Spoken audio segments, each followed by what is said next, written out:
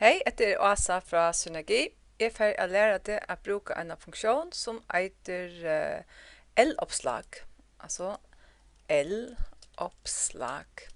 L for loddrett oppslag. Og det som ganger ut på i stund til at jeg får be Excel om at hitja ui hese her cellene eller punkten her ivre, og så returnerer meg et postnummer. Hvis nu jeg har en linkende liste av folkene, vi en adresse og gøtnummer, og vi hva for bygd eller bygd er bygd vi, men kjenner ikke postnummer til dem. Og som du sier, så det helt tilfeldig nøvn. Jeg tok bare en liste av løgtingene alltid, bare for å få meg noen nøvn. Jeg vil ha postnummer stand her, og jeg tror ikke for å leite i min tabell etter postnummer 1 og 1. Så jeg får be Excel hjelpe meg. Og jeg har faktisk en liste her, og jeg er snart her. Her jeg har postnummer. Nei, jeg har bybygd.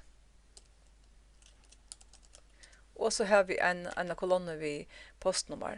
Hette her er kolonne 1, og hette er kolonne 2, eller A og B. Og jeg får be Excel for to hikk i kolonne 1, og gjør meg så til som stender i kolonne 2. Og det bruker man L-oppslag til. Og det gjør man på enda måten til flere veier inn til disse her L-oppslaget, men nå får jeg velge en av veien.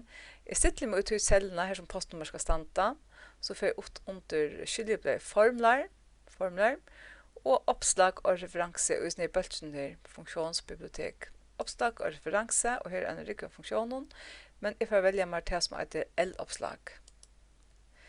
Ta får jeg disse her boksene fram, og det er veldig godt, du ikke at skrive den uten det. Hvis jeg do å skrive den uten det, så er jeg bare kunne skrive den, til så jeg har bygd en formel oppe i beint. Jeg får utfylle den her første punkten her beint. Og oppslagsverdi, nå får jeg be Excel for til å hikke etter det som stender i hæsen. Jeg peker simpelthen. Altså jeg peker av cellene eller punkten her som bybygd, her som jeg skriver bybygd, for til å hikke i handa punkten. Og da du hukter her, så skal du fære inn i disse tabellene, altså fære inn nå peike av postnummer og markere alle disse tabellene her. Markere tabellene her på et. For to jeg blir Excel for inn hitjes tabellene. Jeg tar ikke B i kolonne 1 og 2 eller A og B vi. Og så fære jeg inn og sier at du hukter i disse tabellene her i brem, så skal du returnere meg til som stender i kolonne 2, og kolonne 2 til web postnummeret. Hvis du ikke finner, hvis noe stikker til dem ikke finnes i noen tabell, eller jeg har skrevet skarpt, så finner du ikke. Så skal det stande falsk, så er det ikke rett. Og så skal du skrive til og gjøre meg verst ved at her er en feil. Og så sier jeg ok. Og nå får den hitja. Nå hikker hun faktisk ui disse tabellene. Jeg kan lukke for å dobbeltjekke postnummer hvis jeg får rotla ned her. Og hitja etter stykke. Jo, det er 330. Og til 330 får jeg her. Nå kan jeg simpelthen kopiere denne formen under disse cellen ovan etter. Jeg kan enten klikke ut i dotten her nere. Her er fullhåndtaket. Jeg klikker ut i dotten her.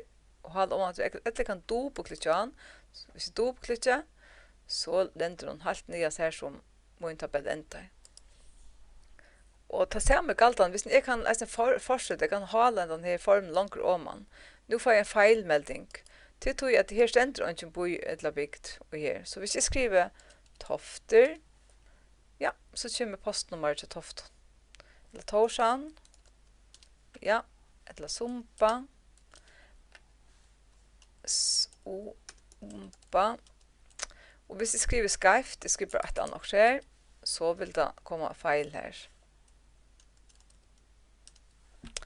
Dette var det som heter L-oppslag. Og hese punktene og slukar ordentlig snilda funker, til lærer du akkurat Excel-skai, som heter Excel-vukka.